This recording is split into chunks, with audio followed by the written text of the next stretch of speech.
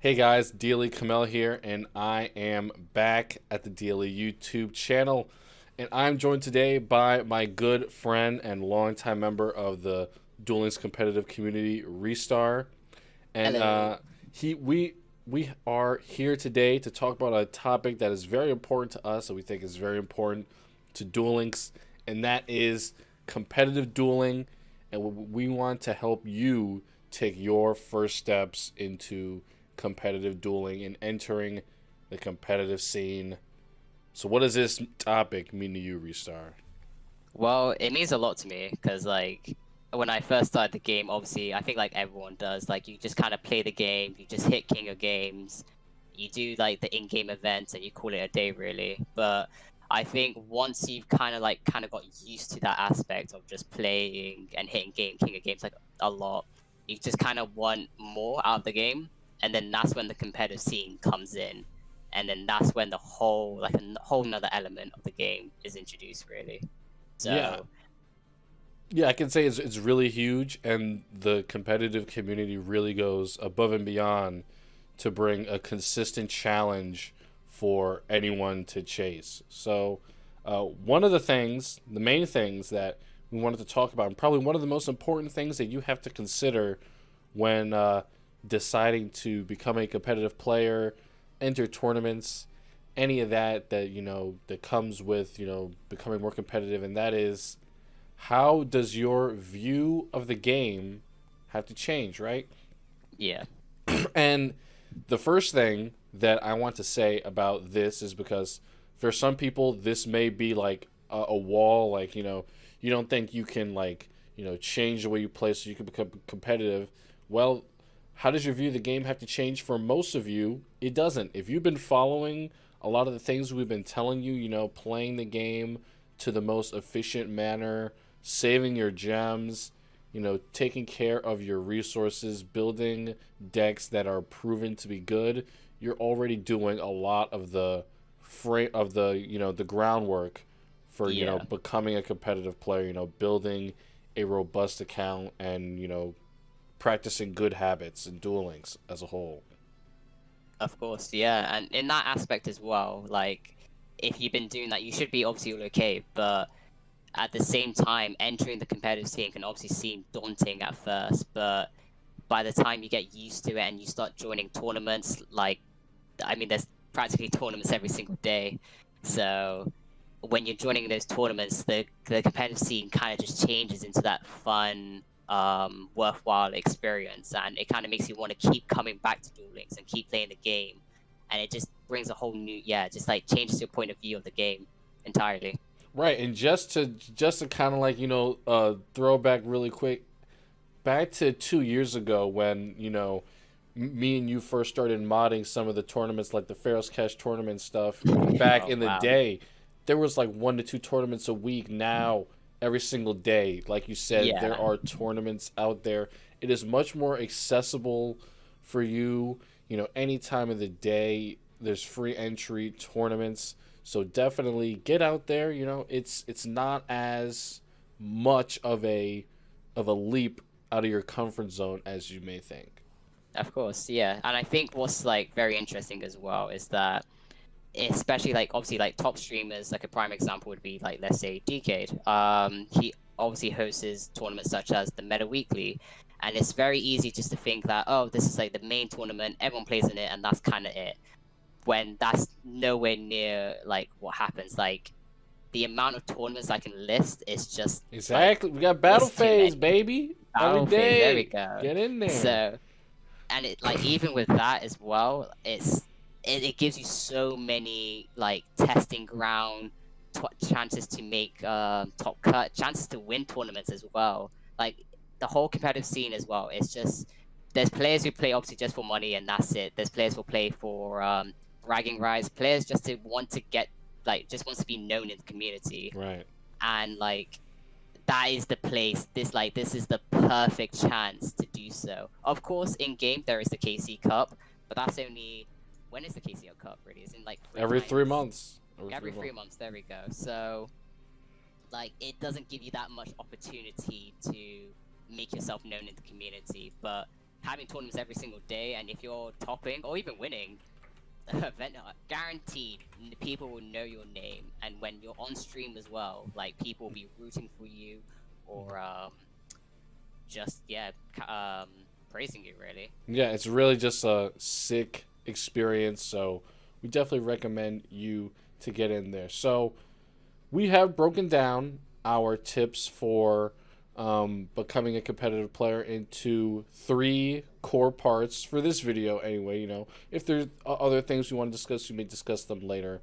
But we've got three core points of things that you will have to look at in your current state to becoming a competitive player. So, the first thing is the in-game experience. That means in the duel, what are you going to have to do differently now versus some of the habits you're going to have to develop when becoming competitive. So, the first thing we have here in the in-game experience, our first point is the toggle.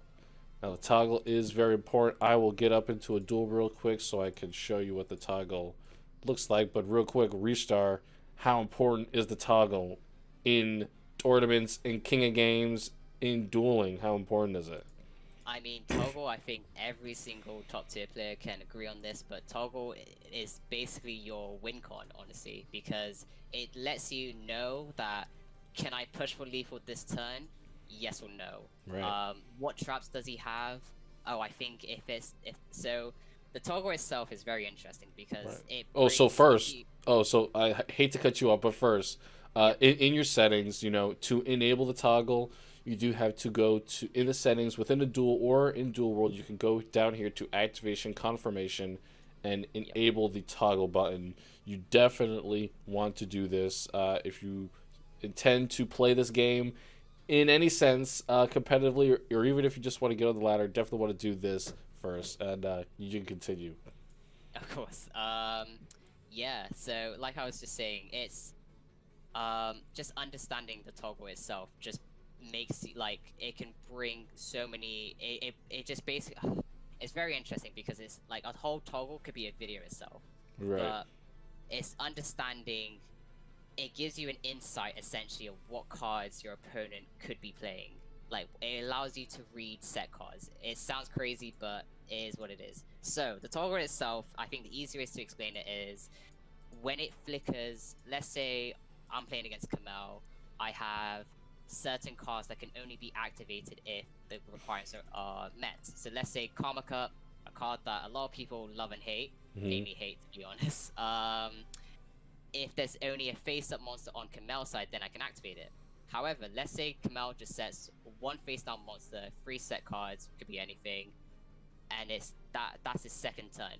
When it goes to my turn on Kamel's screen, the toggle will either flicker or not. However, since there's nothing that I can activate, the toggle won't flicker because my Karma Cut, for instance, has nothing to target. So therefore, it gives you a chance to see what it is. However, Kamel can be a very good player and test the water. So let's say if Kamel sets a card and there's still no flicker, then Kamel can it pretty much just like detect, oh, okay, maybe that could be a Fiendish Chain, a Karmaka, a Floodgate, a Canadia. It gives you an insight. Right. And and that pretty much allows the top players to know, or players such as yourself, to know what should I do and how can I play around that card. That's right. And really quickly, if you just saw in the duel on screen, I had my toggle turned to off, so when they attacked into me, I could not activate my wall of D. Your toggle now, you have to be careful while you are manipulating it. You have to know what each mode of the toggle means. If your toggle is set to off, like mine was just set, no cards will be prompted to activate even when they would be activated. If it is set to auto, then they will prompt you when they can be when it is their primary time to be activated, or when they can be activated, or when it is set to on. It will always prompt you during every phase when a card can be activated. So those Yeah. are the differences between the toggles. We have a whole video on them that I will show you in just a moment at the end of after we finish talking about all the points here. Of course. So But yeah, that is the toggle. Next point that we have to talk about is checking the duel log. Now the duel log is very important. I will bring it up here as Restar talks about it. yeah, so something very simple, but something that can be overlooked. So cases where, let's say you're playing against Yami Yugi, most obviously the main skill or like the best skill to use with the deck is Destiny Draw. But sometimes people will use top players, for instance, may use Yami Yugi but run balance. However, if you don't catch on, the duel log gives you a chance to like see what cards or see what skill your opponent is playing. So therefore, let's say you're about to attack it for you have a Brave Neos on the field and you're about to swing in with it.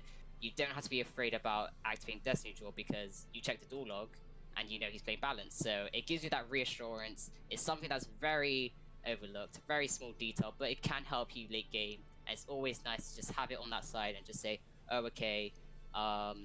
Another example actually as well is Desperado and Master of Destiny, the skill. Yes.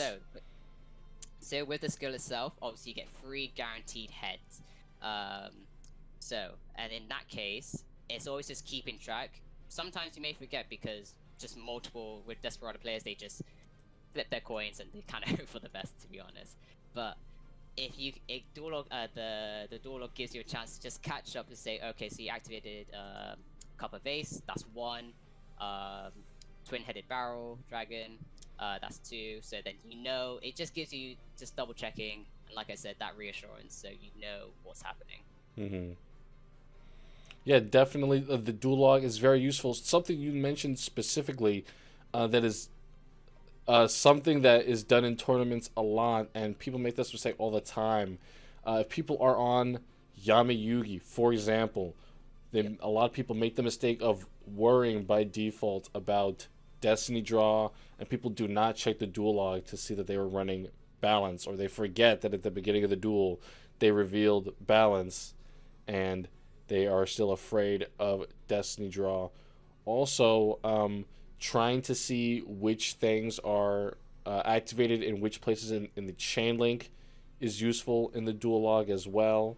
Now you can view the effects of skills as well in the duel log, so it is very useful to use. You can see here in the in-game footage, this person activates Cyber Style, and I can go back and see when they activated it.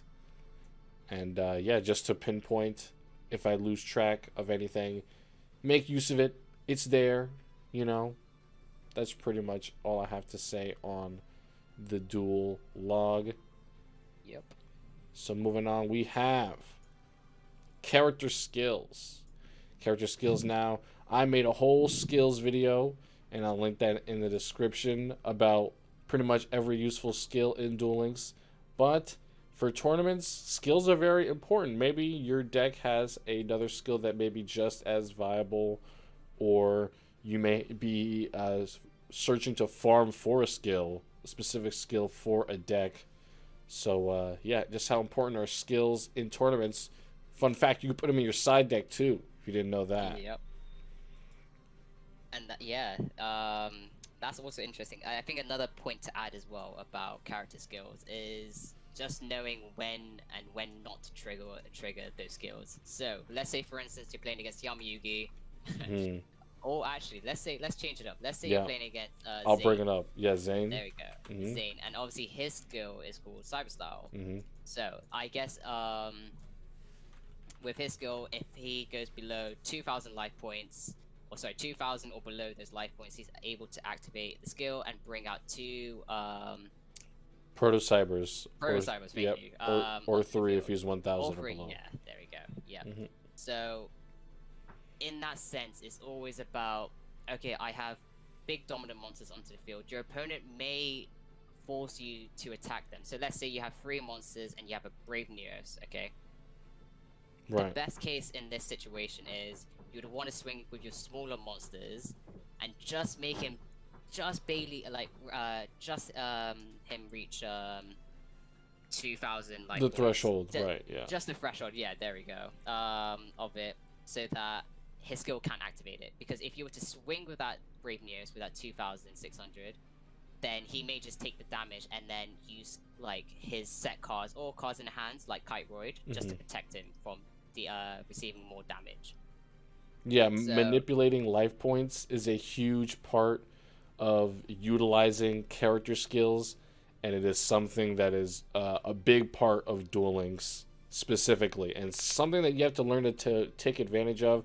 Using your life points as a resource, often not in a lot of decks now. That is a strategy with just skills that proc like cyber style. Some decks don't utilize that, but that is something you're going to have to learn how to take advantage of and learn how to play around when your opponent is utilizing their life points as a resource. It can end up like getting you to play for them, kind of. So you have to be careful. So our next and final point for in-game experience is understanding your cards. Now, powerful cards are powerful cards. We tell you what to get all the time, but it's sometimes the small differences in how you play them versus how a more experienced or less experienced player plays them. So let's talk about knowing some of your powerful cards. yeah, so I mean, I think the most powerful card in the meta, in my opinion, is Karmika. It's very, very powerful because in the game right now we have a lot of like destruction cards, Regeki Break. What else do we have? Oh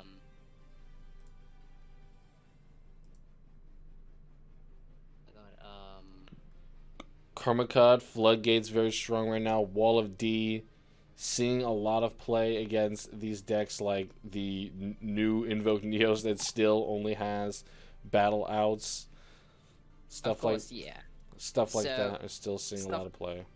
and it's just realistically, it's like, can you save your cards and hopefully set up for next turn, or would it save you in future turns? So if you were to take damage, is it really? I think it's just you contemplating, if I was to save this card, can it be helpful for me in the following turns, or do I have to use it now and then? So Yeah, creating advantages for yourself with your cards that may not be readily apparent is very important in tournaments. So yeah, so that's all we have on the in-game experience. We just want to touch on each point lightly. I feel like if we delve into each point a little more in like their own topics, I think that'll be justice. But we just want to give you an idea of the things that you're going to have to consider. So let us know if there's anything you would like us to go a little bit more in depth with. So our next category here is boom, boom, boom, deck building. We have deck building to talk about. Now, deck building is something that, as a new player, honestly, it's something that you may not do a lot. A lot of the things that you may be doing, you're getting an example from somewhere else. You're kind of learning from a template that someone else has created, and you're building up to achieve that.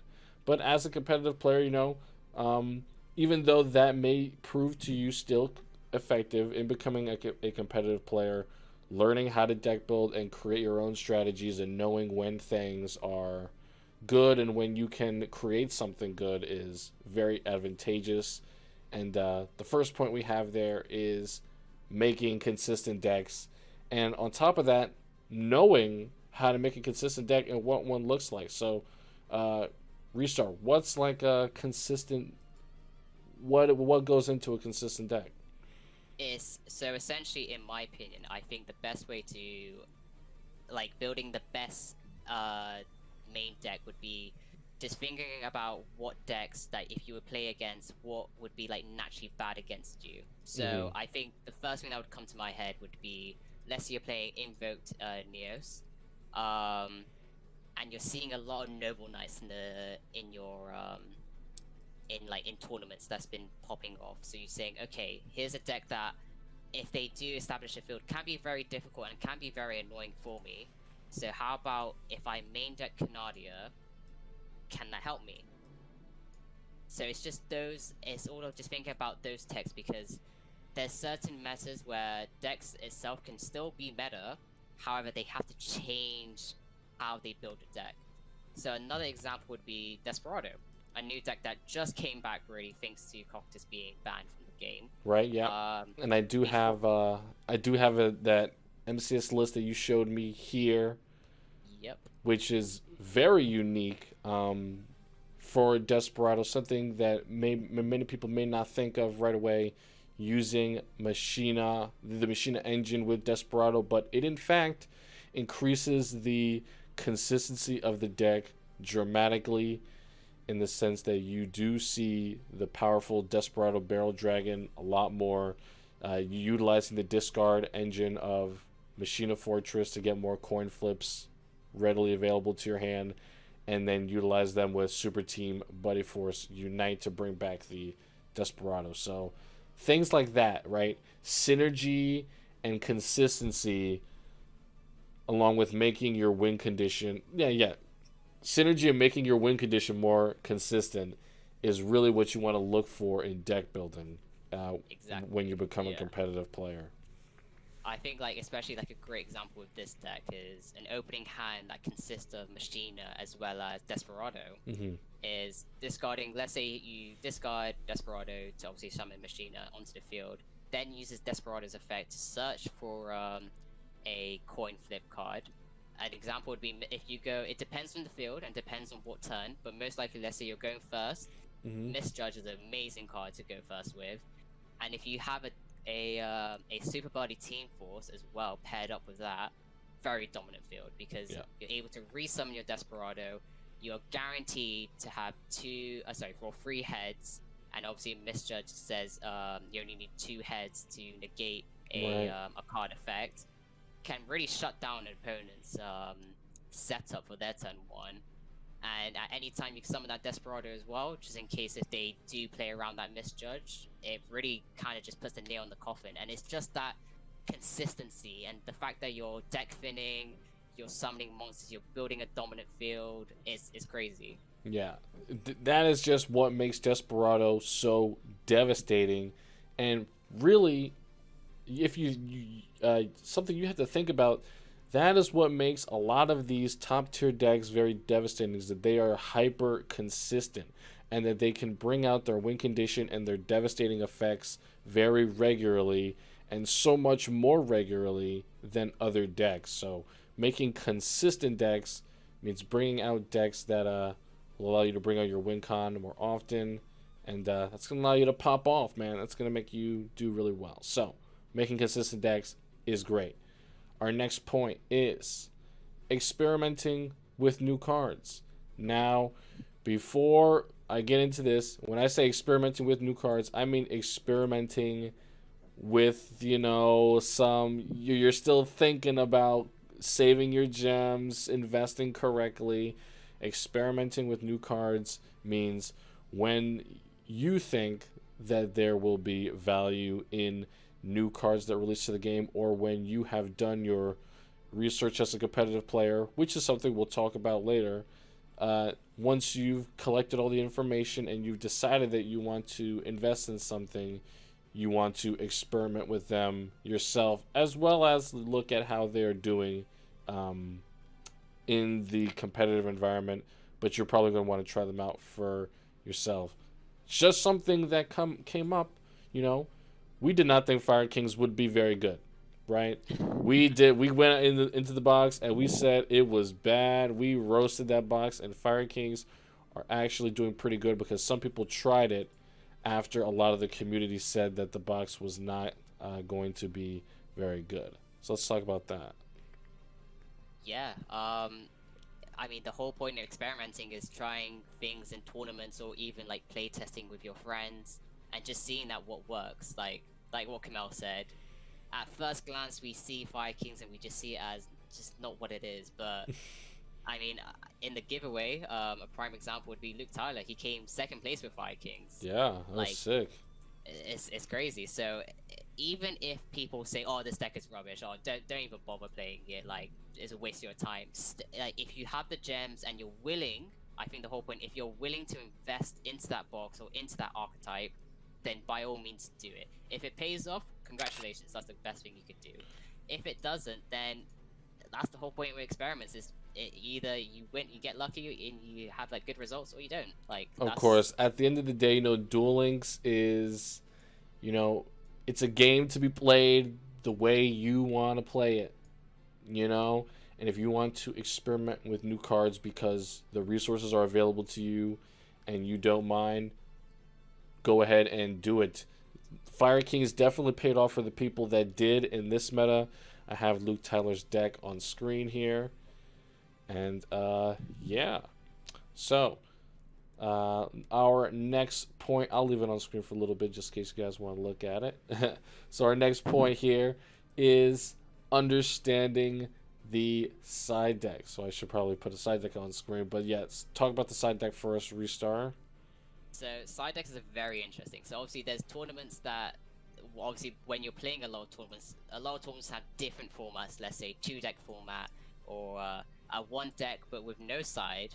But most like tournaments that you will play are gonna have 1-deck, 7-card side deck, and with those side decks you can have skills, but most likely you're gonna have 7 cards that are gonna help your main deck against your bad matchups. Mm-hmm. So.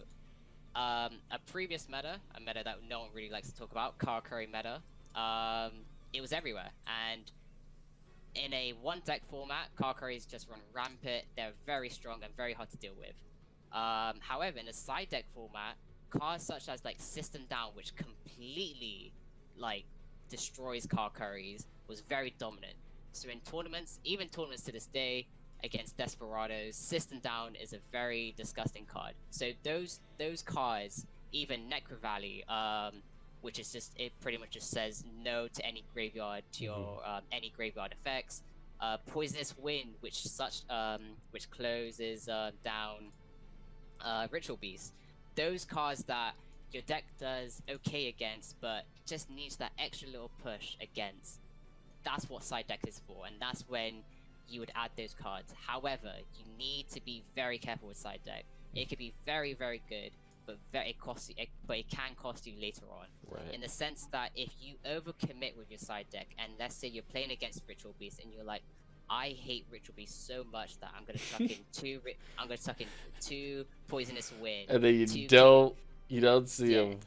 And then you see like 2 Chaos Hunters or like 2 Lancia. Like there's a case where you just don't see it and you're just like, that is unbelievable. However, there may be a case where you see it so much that your starting hand is just full of your side deck cards. Exactly, in that case, then it's like, wow, I just lose because I overcommitted with my side deck, or I have enough. So we have some videos here for to help you with deck building that are on the channel. You should just be able to search the titles, but I'll try to get some links on there. Duel Academy needs to get to improve your deck building, and any tech card videos that you see from us, those always discuss the side decks. We discuss the side decks in the power rankings as well.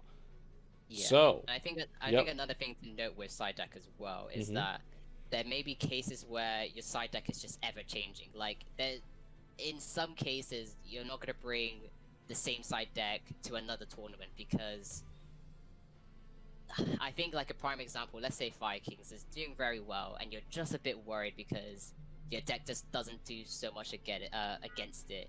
Necro Valley, very good against Fire Kings because they can't just resummon from the grave, they are stuck, and that is it. So maybe let's say for one tournament you're like, you know what, I have never heard about Fire Kings, I don't have to worry about it. But now you do. You lose all your Swiss matches against Fire Kings, for instance. Then you're like, okay, maybe I should really consider it. But I'll chuck in 1 Necro Valley or 2, but never go crazy saying I need to stop Fire Kings at all costs, because then that's what happens about your other. The meta, the meta is very diverse right now. You have to be careful and like try not to side cards that are too specific.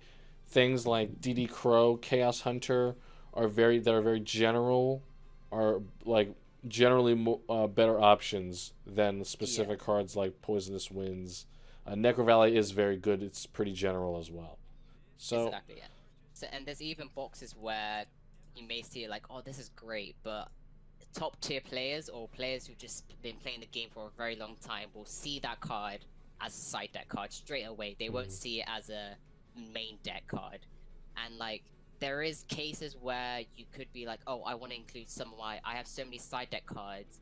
Maybe I should bring some of those side deck cards into my main deck. So I Right. may play against those decks that I've been seeing a lot.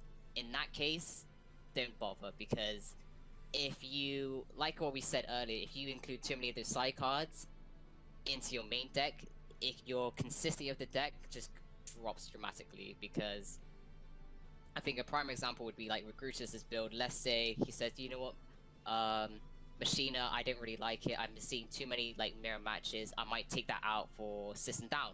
Hmm. Your deck just falls apart. That very strong Yeah. turn one combo I just talked about falls apart because you're like, I'm worried about Desperado mirror matches or machine mirror matches. It's all about just considering, hey, let me just add these two cards and I will obviously swap them out depending on what I'm playing against in game 2 or game 3. Yeah, you don't ever want to give yourself cards that you will not be able to utilize in your deck. So, yeah, those are some common stuff to remember about deck building. Definitely something that is very important and something that you can develop over time. It's not something you have to get into right away. Definitely getting into tournaments with lists you find somewhere else just to get a feel for what you're going to need to understand is okay. You can learn deck building as you go. Yeah, and there's never like with side deck as well, you don't have to just copy someone else's side deck. Like Right. everyone has obviously different mentalities. So what you see as like, oh, one Necro Valley isn't enough. Maybe I add in two, or I don't really have Necro Valley. What other cards could I replace to help me against Necro Valley? Hmm. DD Grow. There you go. Like there's so many. As the game grows, there's gonna be more cards of the game, of course. But Yeah. the more cards, the more chances for better side deck cards. So your old side deck cards may be removed. Like the list goes on, really. Okay, so our third point here is research. Now, research can mean a lot of things, and research in duelings is not that bad. It can be pretty fun. It can come down to just socializing with other members of the competitive community to get a feel for things, common things that they want to understand when new things are released to the game, what people are thinking, stuff like that. So, our first point is, that is not it. Our first point is comparing tier lists and power rankings. So, Okay. tier lists and power rankings are some of the most popular resources in the Duel Links community. Of course, the daily power rankings, the DLM tier list, being probably two of the most well-known ones, I'd like to say. Uh, but yeah, comparing those and the results and the people that create them behind them is definitely something to look into when being a competitive player, because those are the trends that the competitive scene revolve around. Truly. Yeah. And also in that sense, it's like when it comes to like that, just looking at tier lists as well. You obviously like what Kamal mentioned, power rankings as well as the DLM tier list. You have to also incorporate your own judgment of what you think Right. is top tier because there's a lot of controversy of when it says when a deck is performing well, because some players might be like, oh, it's only performing well because of side deck, or it's only performing well because a lot of people are playing it, or like just because a lot of people are playing it, and then when it comes to top cut, all of those players just loses. Like you have to see when it comes, especially with research as well. You just have to watch and understand and to see that. Okay, why is this a tier 1 deck? Why is Desperado a tier 1 deck? What does it have an advantage over Noble Knights or Heroes or those type of decks? Mm-hmm. And it's just seeing those trends as well. And that also includes just researching outside other your own bubble essentially. Like that's also going into like let's say Japanese tier list. Sun has his own tier list, and people don't really check into it. Is you have to look at everyone tier list, make your own judgment, and see that, oh, okay, if everyone's playing this deck, then this will help me with my side deck as well as main deck. Right. Like, Research. I was just gonna say, I like to go to Twitter as well, and so Yeah, that's where a lot of competitive players post their good performing decks from KC Cup. Specifically after KC Cup, everyone posts their deck on Twitter. That's a good place to go if you want to see stuff there.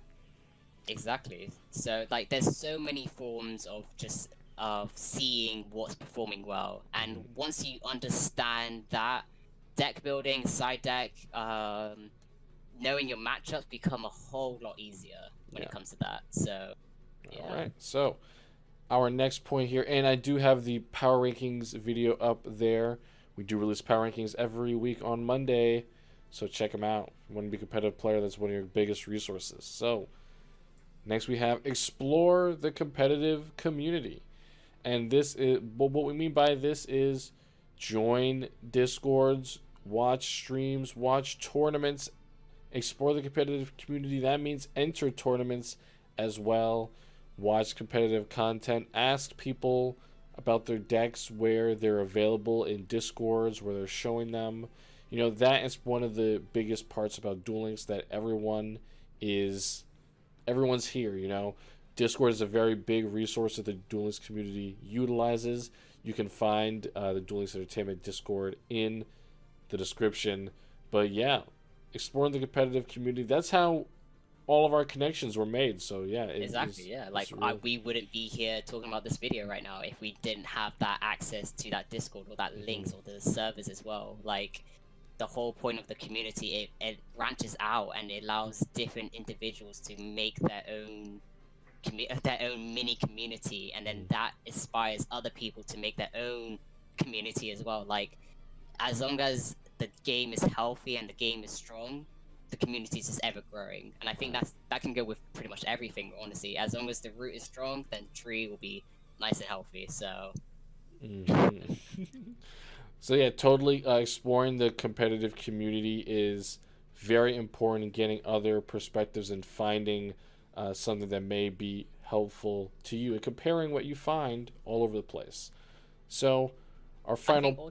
sorry to interrupt as well. No I think problem. in that point as well, it's just saying that includes just talking to players as well. It doesn't have to be top tier players. It could be players that you've just seen with an interesting deck and say, like, I guess, I don't know why Luke Tyler keeps coming to my head, but Fire Kings Yeah, is a new deck. So they're hot just right now. understand it is hot, yeah. So it's just asking, why did you choose this deck?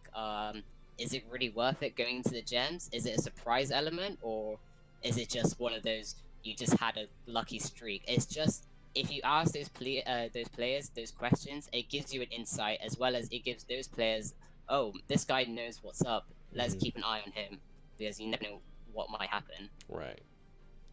Okay, so our third point for research is seeking competitive content. Now, what do we mean by seeking competitive content? Well, we kind of touched on it a little bit here and there, but that is seeking the places online, which, first of all, a lot of competitive content, since it already does take place out of Duel Links, you're going to have to obviously do some legwork yourself. And by that, we mean, you know, looking for things like the power rankings. I believe Restar mentioned looking up tournaments from other regions, kind of getting a feel for how different people play the game, looking on Twitter and websites for top performing decks, and how to, like, kind of getting a feel for how you want to incorporate that into your own play style. Seeking competitive content can also mean events as well, different events, you know, different ways to test your abilities as well. So also competitive content, the video we have on the screen is an in-depth interview with K-Row, which you can see not many people not many people were interested. Wow. The runner-up, second best duelist in the world from the 2020 World Championships. We interviewed him. He broke down play for play the finals duel against Zaid King. So that's definitely the kind of stuff that you want to be on the lookout for when you have proof of how people perform in those high stakes events. You definitely want to find out, like, wow, how do they play in these situations? How can I see myself succeed in similar situations where I feel like the odds are stacked against me? So definitely check stuff out like that. His entire World's Run is on the channel in a playlist. I'll link it in the description so you can all watch it. Please watch it. So that's all to say about that. But Restart, seeking competitive content. What do you guys think? Um, I mean, yeah, I mean, like you said, I think we did generally talk about it, but I think this also goes towards players who've been playing in tournaments as well, or just knows the community a bit. It's just branching out, because if you just stick to one community or just stick to one place that you just know, you're never gonna get better. It's always about talking to new people, getting their experience of the game, and learning about their play style, and then incorporating it to your own player style as well. Because if you understand how they play, or understand that, oh, okay, why is he the number one player in the world, or why is he topping so many tournaments, whereas when I play in the same tournaments with the same deck list, I'm not. It's all about just taking all that information that you've watched, you've studied, that you've researched, and applying it to your own ability. And if you can do that, by all means, you can be a top tier player. So there's no restriction with that whatsoever. Right. So I hope that we have covered some of your concerns, questions, comments about becoming competitive. I did also not show the videos right here.